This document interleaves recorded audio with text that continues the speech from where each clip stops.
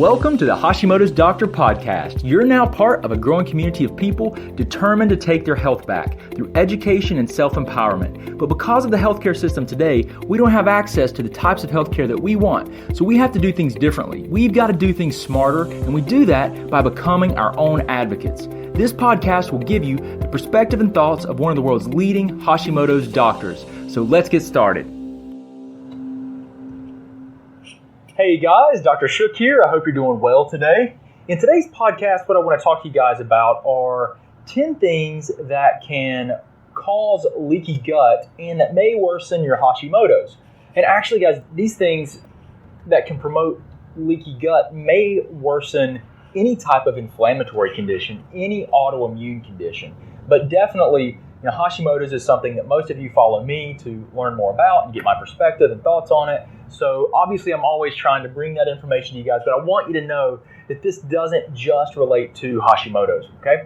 So, most of you guys, I feel pretty sure, have been exposed to the concept of leaky gut and somewhat, understand what it is, what it means. And leaky gut is really the lay term that we use, to basically express what in the scientific literature is described as and called intestinal permeability. So they mean the same thing, like leaky gut and intestinal permeability have the same meaning. And a lot of this research, sometimes I've come across people, it's less recently, but I've come across people that have said to me, leaky gut's not real, it doesn't exist. It absolutely does exist. We know that Alessio Fasano, who is a pediatric gastroenterologist, he's the lead researcher at Harvard's celiac department. They do a lot of research on celiac disease, which is full-blown autoimmunity to gluten.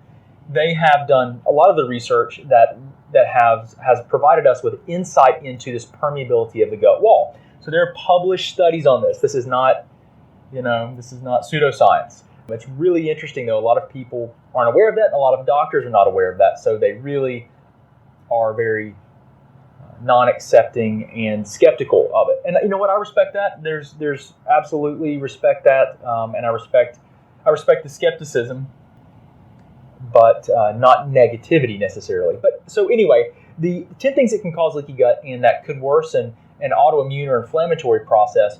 Really, the things that you got to start with, and most of you guys should know. If I said, okay, guys, tell me one thing that could make your gut worse, you should say inflammatory foods, right? Because most of the time, whenever someone's trying to improve their gut health, where's the first place they need to start? You need to start with diet. Absolutely, you need to start with diet. You need to consider things like an autoimmune paleo diet might be reasonable. It's really, guys, it's going to come down to, if you're autoimmune, you really need to work one-on-one with someone that does good. I got to tell you guys this story, but there's someone that does quantitative laboratory testing, serum, urine, and stool testing through good labs that provide repeatable results. Guys, oh my gosh. So I got to tell you this, and I'll get back to our story, but I talked to someone today, and I felt so bad for this lady. She was telling me her story of how she had followed me, and I remember seeing her so many times on like some of our live streams on Facebook and just commenting on our videos, and I recall her specifically. She's been following me for a year or more, and I was really glad to get to talk to her, but I realized after we got into our conversation that what she'd done was she decided to after all the information she learned from me, she decided to look for someone that did functional medicine in her community or close to her. So she found someone online, she goes to see them, and even, her daughter had gone to this practitioner and had good results. So she goes in and she's like, I was completely kind of taken back by my experience. I go in and she lays me on a table, and basically what she explained to me, and I'll give you the short story. She explained to me that the doctor did nutritional response testing. So they place like vials on your chest and they check your arm strength to see if your shoulder strength goes weak when they place different vials on your chest. And the idea is that it works on a quantum level, that there's quantum physics at play, and that all molecules have different electromagnetic fields, and that when you bring something within your body's electromagnetic field, which it does have, that it disrupts and it weakens your arm strength, right? I think, conceptually, I think it sounds really cool. It sounds fantastic. If it were repeatable, I would be all for it. But the fact is, that's not repeatable because I know people that do it, and I've had them all test me, and they all get different results. And guess what they all say? Well, it's because they don't know how to do it. The other person doesn't know how to do it. And it's like, well, I don't really care. I just know that it's not repeatable. So that's one reason I've never even gotten into any kind of muscle testing, because you can't repeat it. And I like quantitative data. I like good data, black and white, that we can measure. Now, I'm not saying that just because you can't measure things, it's not good. I'm not saying that at all. And I'm not saying that nutritional response testing is not good, but I want to share my experience. I'm not a big fan of it. I like quantitative data that we can measure and we can remeasure. We can do follow-up testing. So anyway, the practitioner did all this with her, and she followed her advice for about 2 months. And she was like, I was really kind of surprised. And then she told me that she started looking up online, and she just was really upset about the whole thing because she didn't feel better. She actually felt worse. And, talking to me, she said, that's when I decided to call you and just work with you as a distance consulting client. And you know what? My heart goes out to her. And if you guys have experienced that, I'm not saying your doctors are wrong. They might do a combination of those. I know people that do that type of testing, and they get, I think at least what they tell me, and I've seen, testimonies from people that have really voiced their happiness and their success. And so whatever, I'm not saying it's wrong, but I don't like it, and she had a bad experience, and I want you to know that I'm not a fan of it, as I'm a fan of, investing your time and money in quantitative testing that's reproducible. That's what I'm a fan of. And so anyway, these inflammatory foods is my whole tangent here, guys. Step 1, things that can affect the gut are going to be inflammatory foods. Now, inflammatory foods, basically what we're talking about here are foods that stimulate an immune response. So typically we can measure this in the blood by looking at IgG and IgA, but if you go to a lab that only does one, like IgG or IgA food sensitivities, you want to get IgG. Now, most doctors are going to get, if you go to your primary care physician and say, hey, I think I've got food sensitivities, they're going to look at you and be like, no, you don't. You're going to be like, well, I think I do. And they're going to be, well, no, you don't. They're going to say, no, you don't, or you would have reactions when you ate things, and your throat would swell, and you would basically have an anaphylactic response. And my point here, guys, is that they're talking about a different test than we're talking about. They're talking about looking at food sensitivities, not food sensitivities, but food allergies, which is an IgE response. Now, an IgE response, guys, is an anaphylactic type of response. That's like the peanut allergy, the shellfish allergy, right? That's what your doctor thinks of when you tell them food allergies or food sensitivities. Most of them. Some of them know that we're talking about IgA and IgG, which is a different type of, it's measuring immunoglobulins. That's what the Ig stands for, immunoglobulin A and immunoglobulin G, that are more of delayed response. They're looking at sensitivities. It's a different type of immune response. These type of reactions do not typically manifest as swelling of your throat or your tongue or an anaphylactic response. You may not even know that you're having a reaction to it. It can be that subtle. Sometimes it can be, food upset stomach or headache or something that seems completely unrelated to a food.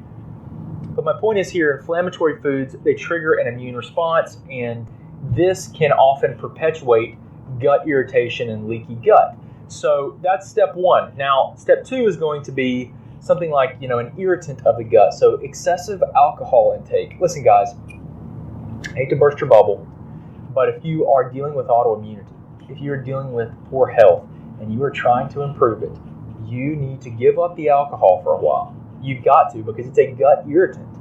If you want to promote leaky gut and you want to ensure that you're never going to be able and improve your digestive tract health, then consuming alcohol on a regular basis is a good way to better encourage a leaky gut or an unhealthy gut. So just give up the alcohol, okay? And not saying forever. Get your gut healthy enough, get your body healthy, and then reintroduce it. Typically, most of the time I'm going to say a gluten-free, low yeast varieties, like if you like wine, okay? Well, unless you're a wine, connoisseur, then, go with something like, which are good wines, go with like Dry Farm Wines, which is an amazing wine. You can look it up. Fantastic wines. and if I was going to say that any kind of wine that someone that's autoimmune is going to drink, once they're healthier, now not like while you're trying to get better, but once you're healthier, go for that type of wine. Okay, so number 3, medications. Now, some medications, I'm not telling you to stop taking your prescriptions, I'm not doing that at all, but I want to inform you of different types of medications that may contribute to a decrease or set up an environment where your gut's going to be more permeable or leaky. So, number 1, steroids, like corticosteroids that you might be given for an anti-inflammatory, like prednisone injections or prednisone, something like that. Those things, they spike your cortisol levels, your stress hormone cortisol, and that by itself will break down and degrade your GI tract barrier system. Okay, that contributes to it. Antibiotics will do it. Antibiotics disrupt the entire gut microbiome. They wipe out lots of bacterial colonies, good and bad, and they can set you up for a leaky and permeable gut and gut infections in the long run.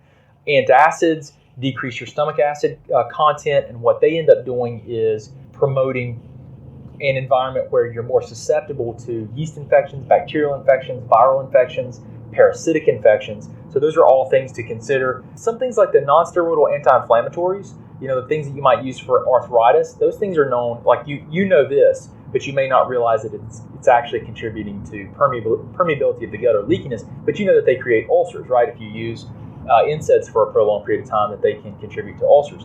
So that's definitely an issue. And then some medications actually have as fillers or binders, you'll see that there are things in there that could contribute to, that could actually create an immunological reaction, much like a food. So if they have like gluten or different types of corn, starches and things like that for fillers, you might be faced with a scenario where the medication's actually not as much, an irritant from the med itself, but it could be due to the fact that there's a filler or a binder that's triggering an immunological response. So number 4, things that can promote leaky gut is going to be certain types of infections. So let me give you like one infection. I'll give you some examples here. H. pylori, the most common bacterial infection that affect humans are H. pylori, Helicobacter pylori, H. pylori. It's a gut infection that basically decreases the way that they live. They thrive in the stomach. They burrow themselves into the GI, into the stomach wall. They decrease the acid production by the stomach, effectively lowering stomach acidity, which they thrive in a lower acid content. So it's protective for them. It helps them to thrive. That actually creates a lot of issues for your gut. It lowers stomach acidity. It sets you up for susceptibility to infections. And the H. pylori themselves can create ulcers. Okay, so H. pylori, let's see, small intestinal bacterial overgrowth, or SIBO. If you bloat after you eat, it's a real potential cause, and that is an infection of the gut that can create irritation and could promote leaky gut. You've also got other things like yeast overgrowth, parasites, viruses, and other types of infections that can affect the bowel that absolutely could contribute to leaky gut. Number 5, chronic stress. Now, chronic stress can affect the gut wall because when you're under chronic stress, you produce more cortisol. Cortisol is a stress hormone. When you have cortisol elevated for a prolonged period of time, it actually impairs and inhibits the regeneration of the lining of your gut mucosal lining, the mucosal wall. So it encourages and promotes leaky gut or intestinal permeability. So absolutely, that's something. Chronic stress has a place and can create some issues with the gut lining and permeability. Hormonal imbalances is number 6. Okay, so hormonal imbalances. Listen, all of your hormones, your estrogen, testosterone, your progesterone, your thyroid hormones, all of these things have to be and need to be in balance for optimal regeneration of tissues and optimal recovery. Okay, if you don't have optimal levels or normal balanced levels, then you're going to have a hard time recovering, and your body's going to have a hard time repairing itself. So you can't have hormone imbalances. Now, autoimmune conditions can actually promote leaky gut. Now, we oftentimes think that if someone has, if that leaky gut is the cause of the autoimmune condition, and it very well may be, but the flaring autoimmune conditions could contribute to higher inflammatory loads which could drive up cortisol and create, because inflammation will drive a stress response, and your body responds to chemical inflammation with higher cortisol, and that can promote impairment of the healing of the mucosal lining. So that could contribute to it. So autoimmunity could absolutely be, perpetuating it. So it's something that can drive it. So, you got to take inventory of a lot of these things, and you've got to address everything that you can at one time as simply as possible. Number 8, food processing. So we know that so many, that's why I'm a big advocate of eating, as little processed food as possible, because processed food, they strip out mainly, the nutrients. It's more nutrient deficient.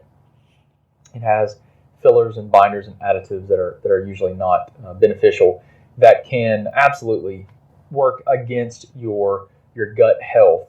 And I mean, it's like I guess a good example would be like the deamination of wheat to make it water soluble. So they process it so that it's water soluble, so that you can cook with it and you can bake with it. And when certain things, the way that they process certain foods, they heat them to a high temperature, and if they have like sugars or carbohydrates in them, it will glycate the food, and glycation is not something you want.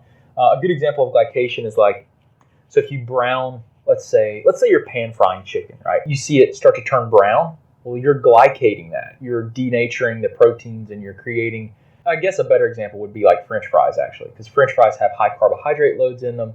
I mean, it's primarily a carbohydrate rich food. It's not protein rich or fats. It's primarily carbs. And so when they take French fries and they drop them in the grease and they fry, and they come out and they have that crunchy outside that you like so much.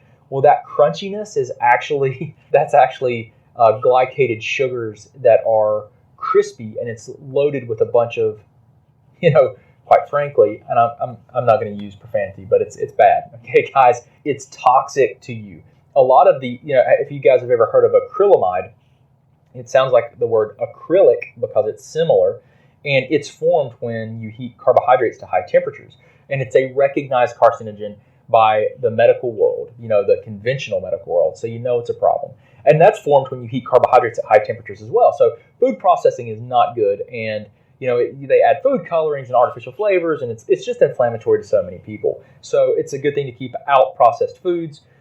Toxins in the environment, man, I could go on about this forever. I really could talk about this. I've been researching this so much recently that it's just unbelievable, the impact of these toxins. So toxins in the environment have been shown to break down the gut lining. They're detrimental on so many different levels in so many different ways. And there's so much we don't know about the toxins that are actually being used in agriculture and industrially. And it's just, I think it's a huge, huge problem that we're just seeing the very tip of the iceberg with this. And then number 10, guys, vitamin D deficiencies. You can't be deficient in vitamin D because it helps with impairing or improving the intestinal lining.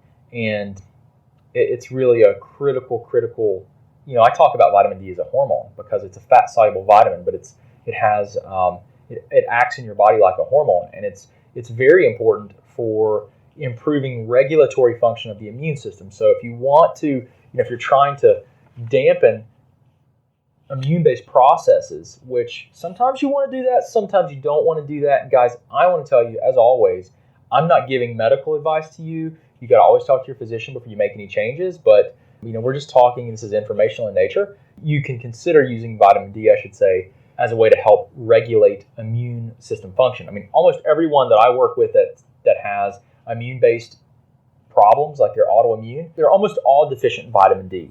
And it's really at epidemic proportions when you start looking at the population as a whole. We just don't get enough sun exposure.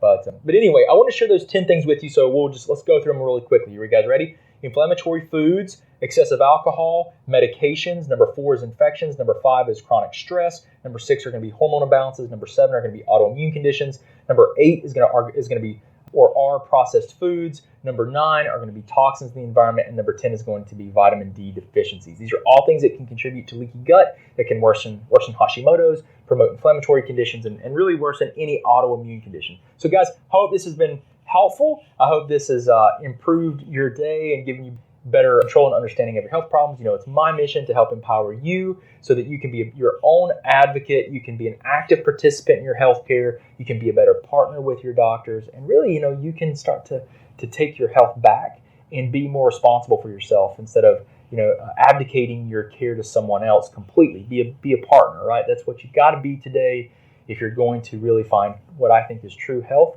And it's my mission to, change one life at a time. So I want to help change your life. And if we can positively impact your life, I know that's going to help your family. And if we can help your family, that's going to help your community. And I know that's going to ultimately, we're going to have ripple effects and we're going to be able to change the world. So I appreciate you guys so much. Thank you for hanging out with me. Thank you for listening to my ramblings occasionally. I know I do go on sometimes, but I'm just trying to help out. And sometimes whatever comes to my mind comes out my mouth. So hope you guys have a great day. I'll talk to you again soon. Thanks. Thanks so much for listening. We hope you enjoyed hanging out behind the scenes with Dr. Shook. You can also talk with and learn from Dr. Shook through Facebook Live on our Facebook page at the Office of Dr. Brad Shook. Don't forget, you can also get access to our videos, guidebooks, and thyroid programs at www.drbradshook.com. Oh yeah, and don't forget one more thing. We can change the world one person, one family, and one community at a time. Until next time, remember, today is your day, and no one will tell you who you are and what you can be.